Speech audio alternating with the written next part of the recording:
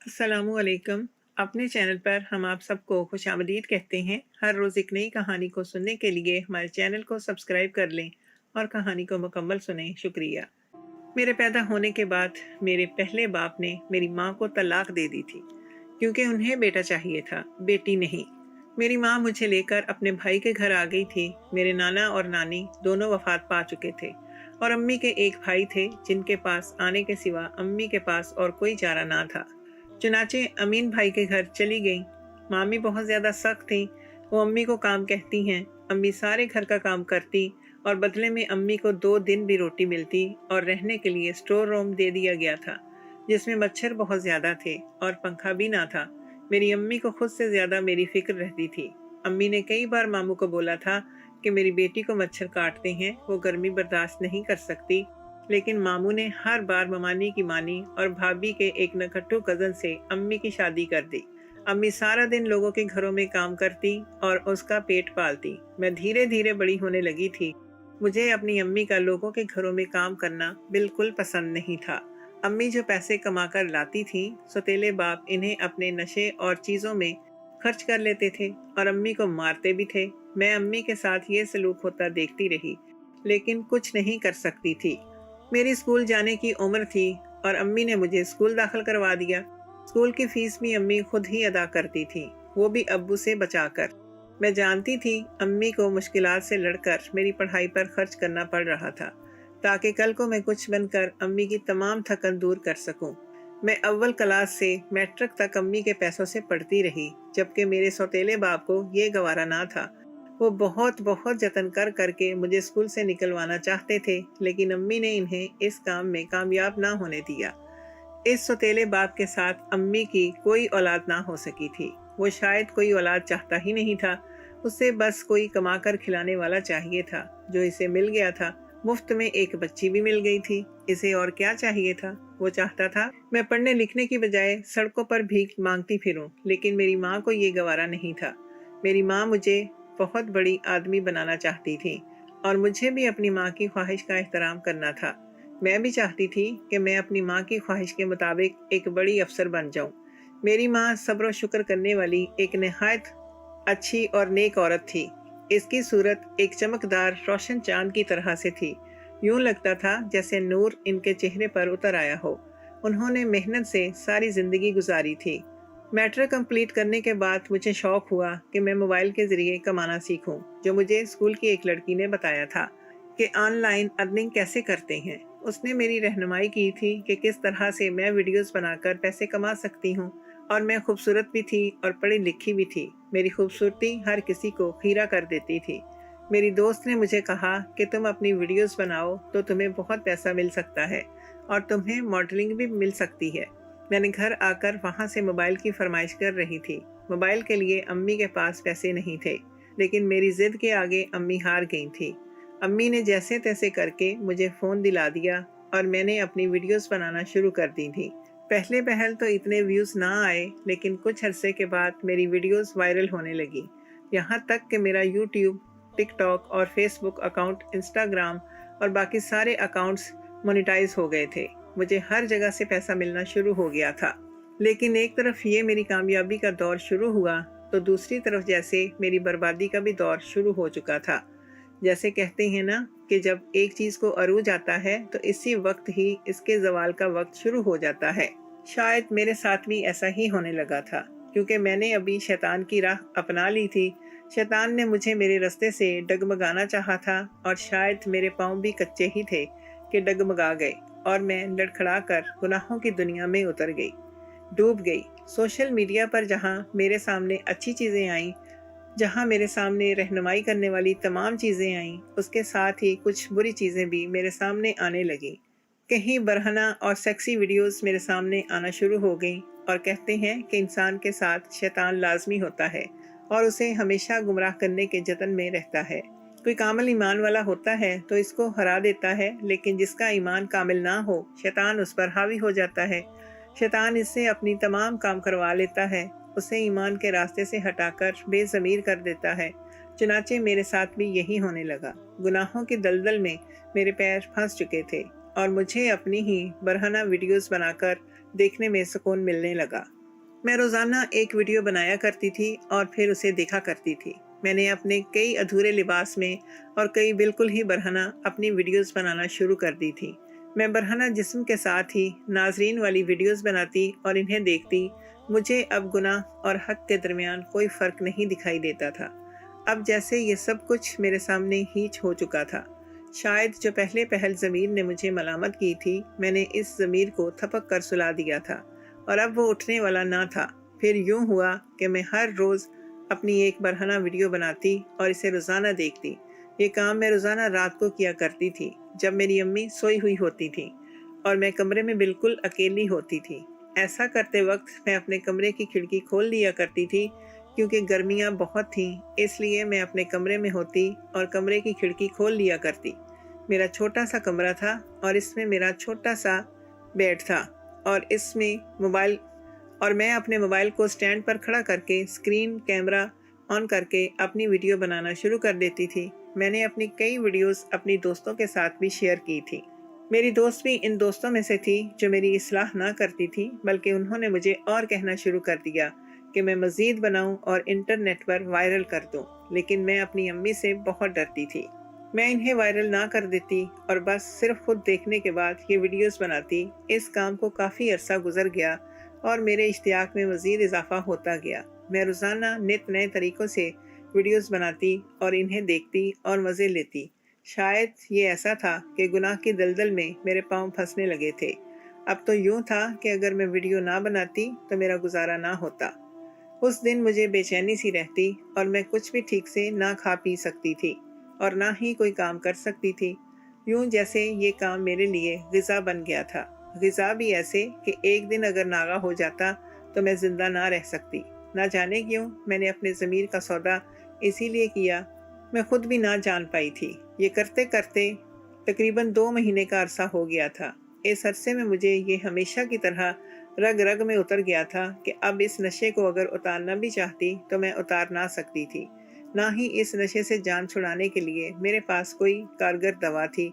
यूं ही एक दिन मैं अपनी बरहना वीडियो बना रही थी और ये बनाते हुए मेरा ख्याल जाता रहा था कि बाहर इस वक्त मेरा सौतेला बाप मौजूद है और मेरी खिड़की भी खुली हुई है। मुझे बरहना होते और वीडियो बनाकर देख लिया था, यहाँ तक कि मुझे इनके साथ नाचता हुआ भी देख चुका था। अच्छा जी, घड़ी थी। ये घड़ी थी जब मेरा सवाल शुरू होने की, बिल्कुल वैसे ही। और यही वो वक्त था जो मेरा सवाल शुरू हुआ, बिल्कुल वैसे ही जैसे एक लम्हे में इंसान आसमान तक जा सकता है, इसी तरह से इंसान ज़मीन तक नहीं जा सकता। और अब मुझे ज़मीन बोस होने में कुछ ही वक्त बाकी था। इसके बाद मेरी वीडियो बनाने के बाद मेरा सौतेला बाप मेरे कमरे में आ गया और मुझे बुरी नज़रों से देखने लगा, यूं जैसे कि ये अभी वहशी दरिंदा मुझे नोच खाएगा। इस वक्त मैं अपने सही सलामत कपड़ों में मौजूद थी, लेकिन फिर भी वो मुझे अजीब नज़रों से देखने लगा। उसने मुझे नासमझी से देखने पर कुछ समझदारी से कहा, मैं जानता हूँ कि तुम मोबाइल पर क्या करती रहती हो। मैं ये भी देख चुका हूँ कि तुम अपनी बरहना वीडियोस बनाती हो और इसका सबूत मेरे पास ये है। इसमें कहते हुए मेरी तरफ वीडियो बनाते हुए मेरी तरफ दिखाया। उसने अपने मोबाइल में मेरी वीडियो बना ली थी जिस वक्त वो मुझे खिड़की से बाहर देख रहा था, और ये इसके पास पक्का सबूत था, क्योंकि अब मेरे पास राह फरार कोई ना थी, क्योंकि वीडियो में मेरा चेहरा साफ दिखाई दे रहा था और ये किसी भी एंगल से ठीक वीडियो और ओरिजिनल भी दिखाई दे रही थी। इसमें मेरा सारा कमरा भी दिखाई दे रहा था।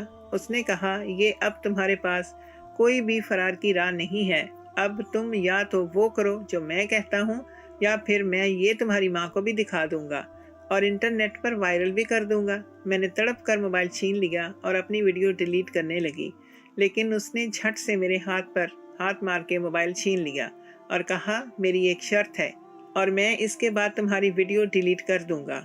मैंने फ़ौरन कहा कि मुझे तुम्हारी हर वो शर्त मंजूर है, लेकिन मेरी वीडियो डिलीट कर दो। मेरी वीडियो मेरी माँ को नहीं दिखाना। उसने कहा कि तुम मेरे साथ रोज़ाना ऐसे ही बरहना वीडियो बनाओगी जिस तरह तुम अपनी वीडियो बनाती हो। मेरे साथ भी इसी तरह वीडियो बनाई, और अगर तुमने मेरी वीडियो ना बनाई तो मैं तुम्हारी ये वीडियो तुम्हारी माँ को दिखा दूंगा। ये सुनकर मेरे पैरों के नीचे से ज़मीन निकल गई और मैं रोने लगी। اس نے مجھ سے کہا کہ تمہیں اس کے لیے جتنا بھی سوچنے کا وقت درکار ہے میں تمہیں دے سکتا ہوں۔ آج سے اس وقت تک تمہارا وقت شروع ہوتا ہے۔ کل اس وقت میں اپنا جواب لوں گا اور میں چاہتا ہوں کہ کل ہی تم اپنے ساتھ میری ویڈیو بناؤ۔ میری سمجھ میں کچھ نہ آیا کہ میں کیا کروں۔ اپنے باپ کے ساتھ ایسی ویڈیو بنانا نہایت ہی غیر اخلاقی تھا۔ اس کے لیے مجھے بہت شرمندگی محسوس ہو رہی تھی اور یہ کام مجھے اپنے آپ کو ذلیل کرنے کے لیے کافی دکھائی دیا۔ آج مجھے اپنی غلطی پر شرمندگی ہو رہی تھی۔ میں نے فوراً ہی اپنی اسی دوست کو کال کی جس نے مجھے اس کا مشورہ دیا تھا۔ میں نے اسے اپنی تمام رودات کہہ سنائی۔ میں بہت رو رہی تھی اور روتے روتے میری ہچکی بند گئی تھی۔ میری دوست کے پاس بھی اس کا کوئی علاج نہ تھا، نہ ہی کوئی ایسا مشورہ جو وہ مجھے دے سکتی تھی۔ یعنی میں اپنے اس گناہ میں اکیلی ہی تھی اور شاید میں اپنے اس مشکل وقت میں بھی اکیلی ہی تھی۔ سچ کہتے ہیں انسان کا کوئی بھی مددگار نہیں ہوتا۔ اپنی مشکل پڑنے پر لوگ ہمارے ساتھ ضرور آتے ہیں اور ہمیں زوال دینے کے لیے بھی لوگ ہمارے پاس ضرور آتے ہیں۔ ہمارے عروج کے وقت ہمارے پاس ضرور آتے ہیں، لیکن جب ہمارا زوال شروع ہو اور ہم چاروں شانے چت ہو جائیں اور ہمارے پاس کوئی راہ نہ ہو ان مشکلات سے نکلنے کی، تو تمام لوگ ساتھ چھوڑ جاتے ہیں۔ الٹا میری دوست مجھے ہی غلط سمجھ کر مجھ سے دوستی ختم کر کے چلی گئی۔ میں ایسی ویسی لڑکی ہوں اور میں کہیں باپ کے ساتھ ہوں، برہنہ ویڈیو بنا سکتی ہوں۔ اس میں یہ تمام الفاظ میرے لیے بہت تکلیف دہ تھے۔ میں اب اس دلدل میں پوری طرح پھنس چکی تھی۔ میں جتنا بھی اس سے نکلنے کی کوشش کر رہی تھی اتنا ہی میرے پاؤں اس میں پھنستے جا رہے تھے۔ میں اب ایک دم اس سے نہیں نکل سکتی تھی۔ اب یہ ناممکن تھا۔ میں ساری رات سوچنے اور رونے کے بعد یہ فیصلہ کر چکی تھی کہ میں اس کے ساتھ ویڈیو ہرگز نہیں بناؤں گی، بلکہ جب یہ جائے گا تو چوری سے اس کے موبائل میں سے اپنی ویڈیو ڈیلیٹ کر دوں گی۔ اس طرح سے اچھا مجھے تنگ کرنے کے لیے کوئی چارہ نہیں ہوگا۔ وہ مجھے تنگ کرنا چھوڑ دے گا، لیکن سب کچھ میری توقعات کے برعکس ہوا۔ مجھ سے کچھ بھی نہ ہو سکا جو میں نے سوچا تھا، بلکہ اس سے بڑھ کر میری پریشانی میں گھر گئی تھی۔ میں اس کو موبائل چوری کرنے کے لیے اس کے سونے کا انتظار کرتی رہی۔ جب مجھے یقین ہو چلا کہ وہ نیند کی وادیوں میں اتر چکا ہے اور اب کسی طور پر نہیں اٹھنے والا، تو میں نے اس کے موبائل سے اپنی ویڈیو ڈیلیٹ کرنے کا فیصلہ کیا۔ میں جو ہی اس کے کمرے میں گئی اور اس کے موبائل کو اٹھایا، ان کے موبائل پر موجود مخصوص رنگ بج اٹھی اور آواز اتنی اونچی تھی کہ اس کی آنکھ کھل گئی۔ اس نے میرے ہاتھ سے پکڑ کر مجھے جھنجھوڑا۔ میں نے اونچی آواز میں کہا کہ میری ویڈیو ڈیلیٹ کر دو۔ اسی وقت کمرے میں میری امی آ گئی۔ امی کو لگا کہ وہ مجھے مار رہے ہیں۔ میں بھی رو رہی تھی۔ امی نے فوراً سے مجھے اپنے ساتھ لگا لیا اور اسے دور دھکا دیا۔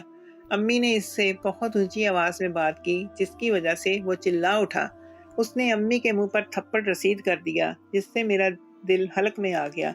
مجھ سے انسلٹ برداشت نہیں ہو رہی تھی اور وہ جلد ہی امی کو سب کچھ میرے بارے میں بتانے والا تھا۔ اسی وقت لیکن میں نے آنکھوں سے اشارہ کیا اور التجا کی کہ وہ اس کا کوئی ذکر نہ کرے۔ چنانچہ اس نے اس کا کوئی ذکر نہ کیا اور میں اپنے کمرے میں چلی آئی۔ اب میں نے روزانہ اس کے ساتھ ویڈیو بنانا شروع کر دی تھی، وہ بھی ویسے ہی برہنہ جیسے خود بناتی تھی۔ چنانچہ اب ہم روزانہ نئے طریقوں سے ویڈیو بنانا شروع ہو چکے تھے۔ میں نہیں جانتی تھی کہ وہ ویڈیو وائرل ہو رہی تھی۔ وہ ویڈیو خود ہی وہ میرا سوتیلا باپ وائرل کر رہا تھا۔ وہ اپنی آئی ڈی سے میرے نام سے یہ ویڈیو وائرل کر رہا تھا۔ بہت جلد ہی ویڈیوز کی مانگ بہت زیادہ ہو گئی۔ مجھے اچانک سے ہی بولڈ فلموں میں کام کی آفر ہونے لگی تھی۔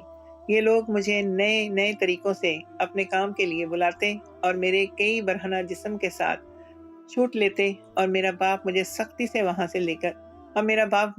سے وہاں لے کر جاتا۔ اس سے میرے باپ کو بہت سارے پیسے مل رہے تھے اور لالچ کی روح میں وہ اندھا ہو گیا تھا۔ میری ماں ابھی سب سے ناواقف تھی، لیکن آخر کب تک کوئی سب سے ناواقف رہتی؟ ایک نہ ایک دن میری ماں کو یہ سب پتہ چلنا ہی تھا۔ خیر، اس نے اب میرا کام فلموں میں کروانا شروع کر دیا تھا۔ لوگ فلموں میں تو نہایت شوق سے دیکھتے تھے، لیکن میں جہاں بھی جاتی دھتکاری جاتی۔ لوگ مجھے بری نظروں سے دیکھتے تھے، یہاں تک کہ میری اسی دوست نے مجھ سے کنارہ کر لیا، جس کے کہنے پر میں نے یہ کام شروع کیا تھا۔ میری تمام برہنہ ویڈیوز اور تمام فلمیں ہر کسی کی توجہ کا مرکز تھیں۔ روڈ پر اور تمام مشہور جگہوں پر میری برہنہ تصاویر آویزاں ہو گئیں۔ یوں کہ اس انڈسٹری میں ایک مشہور ایکٹر بن چکی تھی۔ میری معصوم سادہ طبیعت اماں ابھی سب چیزوں سے واقف نہیں تھی، لیکن جب انہوں نے ہر روز آتے جاتے ہر جگہ پر میرے پوسٹرز دیکھے اور جس بیٹی کو اس نے ہر چیز سے سنبھال کر رکھا تھا، تمام چیزوں سے اسے زیادہ چھپا کر رکھا تھا، وہ آج سب کے سامنے بنا کسی حجاب کے برہنہ تصاویر میں موجود تھی۔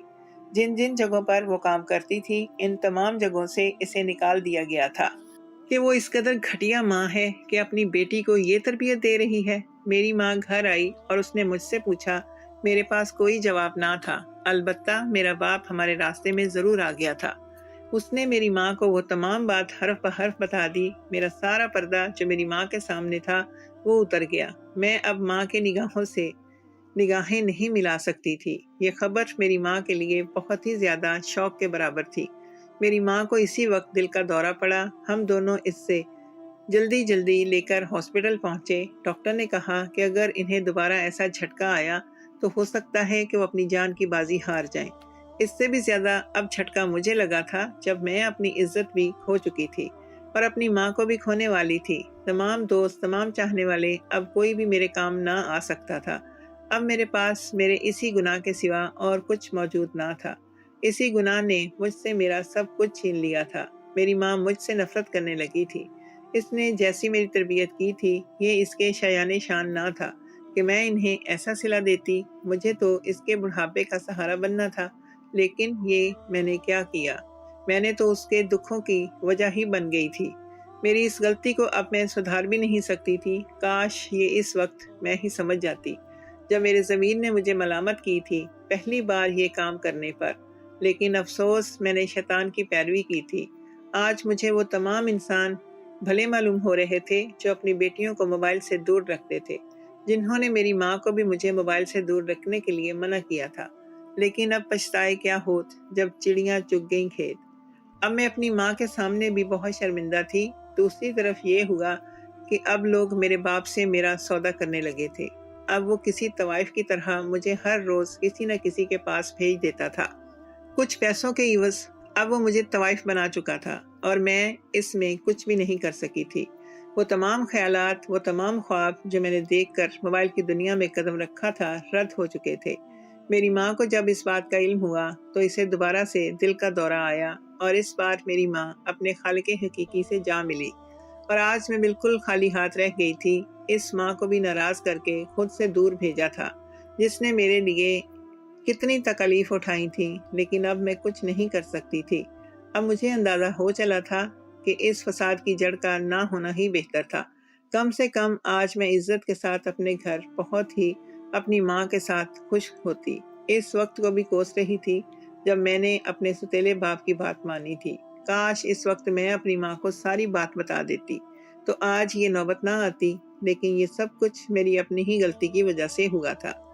میں کاش کہ اس وقت ایسا نہ کرتی تو آج مجھے یہ دن دیکھنے نہ پڑ رہے ہوتے۔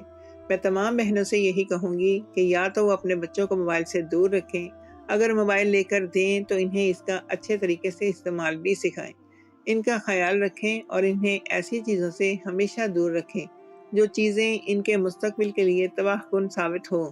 خصوصی طور پر بیٹیوں کو اس سب سے دور رکھیں، کیونکہ بیٹیوں کی عزت بہت نازک ہوتی ہے۔ وہ تو اپنے گھر میں بھی محفوظ نہیں رہتی، باہر کہاں محفوظ رہیں گی۔ موبائل کے اچھے اثرات بھی ہیں اور برے نقصانات بھی ہیں، لیکن ان کو کوئی بھی بہترین ہی استعمال کر سکتا ہے۔ آدھے سے زیادہ لوگ میری طرح غفلت کا شکار ہو کر خود کو ہی برباد کر دیتے ہیں، پھر وہ اپنے پیاروں کو بھی کھو دیتے ہیں اور اپنی عزت بھی گنوا دیتے ہیں۔ انسان کے پاس سب سے زیادہ قیمتی چیز صرف اور صرف اس کی عزت ہے، اور اس کے وہ تمام چاہنے والے رشتہ دار ہیں جو اس کے لیے اس کے ساتھ مخلص ہیں، یا پھر ایک ایسا رشتہ جو ہمیشہ اس کے ساتھ مخلص ہے اور اس کے لیے ہمیشہ ہر مشکل سے لڑنے کے لیے تیار رہتا ہے، اور وہ رشتہ ہے ماں کا، اور اس قدم سے وہ ماں بھی ہم سے چھین جاتی ہے۔ میں تمام بہنوں سے کہوں گی کہ وہ اپنے بچوں کا خاص خیال رکھیں، اپنی بچیوں کا بھی خیال رکھیں اور خصوصاً اپنا خیال رکھیں، کیونکہ آج کے حالات میں کوئی عورت بھی محفوظ نہیں ہے، اور جو عورت خود اپنی حفاظت نہیں کر سکتی تو دوسرے کہاں اس کی حفاظت کریں گے۔ میرے ساتھ جو ہوا سو ہوا، یہ آپ سب کے سامنے ہے۔ اب میں ایک طوائف ہوں، اور اس سے بڑھ کر کچھ بھی نہیں۔ اب ماں کے چلے جانے کے بعد تو میرا جینا اور بھی حرام ہو گیا ہے۔ اب میرا باپ دن میں بھی اور رات میں بھی مجھے لوگوں کے بستروں کی زینت بناتا ہے۔ ظاہر سی بات ہے کہ اگر اس کی اپنی بیٹی ہوتی تو وہ ایسا کیوں کرتا؟ میں اس کی اپنی بیٹی تھوڑی نہ تھی جو مجھے وہ عزت اور مان دیتا اور وہ چھپا کے رکھتا، لیکن ایسا وہ تب کرتا جب میں اس کی اپنی بیٹی ہوتی، اس کا اپنا خون ہوتی، لیکن میں اس کی بیٹی نہیں تھی، میں کسی اور انسان کی بیٹی تھی، اور میری ماں کے مرنے تک وہ ایسا پھر بھی کچھ نہ کر پایا تھا، لیکن جیسے ہی میری ماں نے میرا ساتھ چھوڑا اور ابدی نیند کو چل دی، فوراً ہی میرے باپ نے آنکھیں پھیر لی تھی، اپنا ستیلا پن دکھا دیا تھا، اور اب وہ ہمارا گھر کوٹھا بنا چکا تھا، اب وہ لڑکیوں کو اغوا بھی کرنے لگا تھا، اب وہ لڑکیوں کو اغوا کر کے یہاں پر لاتا اور انہیں کوئی بھی راہ فرار نہ دیتا۔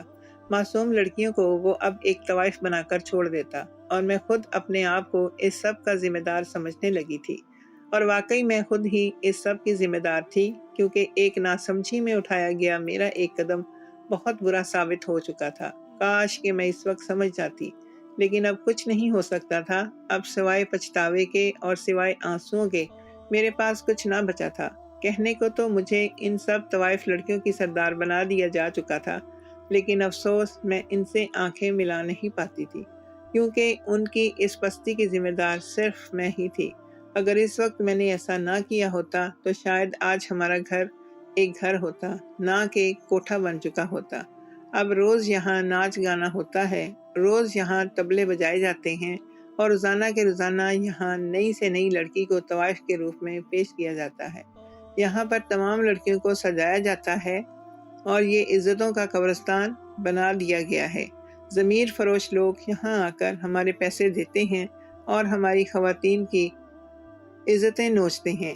انسان شیطان کے بہکاوے میں اتنا آگے چلا جاتا ہے، میں نہیں سوچ سکتی تھی۔ پہلے میں خود شیطان کے بہکاوے میں اپنی اتنی بیہودہ ویڈیو بناتی رہی، اور اس کے بعد میرا سوتیلا باپ بھی اسی بہکاوے میں آ گیا تھا، اور مجھے تو سمجھ آ چکی تھی، لیکن اسے سمجھ آنا بہت مشکل تھی، کیونکہ اس کے پاس ایسا کچھ بھی نہ تھا کہ اس کا ضمیر جاگ اٹھتا، اس کا کچھ کھو جاتا اور وہ پیدل جاتا۔ اب وہ سب لڑکیوں کے لیے ایک قہر بن چکا تھا، وہ عزتوں کا سوداگر ہو چکا تھا۔ ہمارے ارد گرد تو کتنی ہی بچیاں ایسی ہی پستیوں کا شکار ہوتی چلی جا رہی ہیں۔ خدا را اپنے ارد گرد نظریں دوڑائیں اور اپنی بیٹیوں پر نظر رکھیں، اپنی بیٹیوں کو اپنے پاس محفوظ رکھیے، انہیں تحفظ دیجیے، انہیں ایسے لوگوں سے دور رکھیے گا۔ کل کو وہ کسی ہی ایسے انسان کے ہتھے چڑھ جائیں اور طوائف بن جائیں۔ خدا را، میں تو اپنے ہی گھر میں اپنی عزت لٹا چکی، لیکن آپ کے ہاتھ میں سب کچھ ہے۔ آپ اپنی بیٹیوں کو سنبھال لیجئے، ان کی عزتوں کو سنبھال کر رکھیے، ان پر نظر رکھیے، ان کے موبائل پر نظر رکھیں، ان کو کسی شیطان کے بہکاوے میں نہ آنے دیں، کیونکہ یہ ان کی عزت کا سوال ہے، ان کی پستی اور ان کی اونچائی کا سوال ہے، ورنہ میری طرح کی لڑکیاں ایسے ہی ٹک ٹاکر بنتی رہیں گی، اور اس کے بعد طوائف بھی بنتی رہیں گی، اور ان کی وجہ سے کئی بے قصور لڑکیاں بھی اغوا ہو کر طوائف مانی جائیں گی۔ خدا را تمام بیٹیوں کو ماں باپ کی عزت کا پاسدار بنائے، اور تمام بیٹیوں کی عزتوں کو محفوظ بھی رکھے۔ آمین ثم آمین۔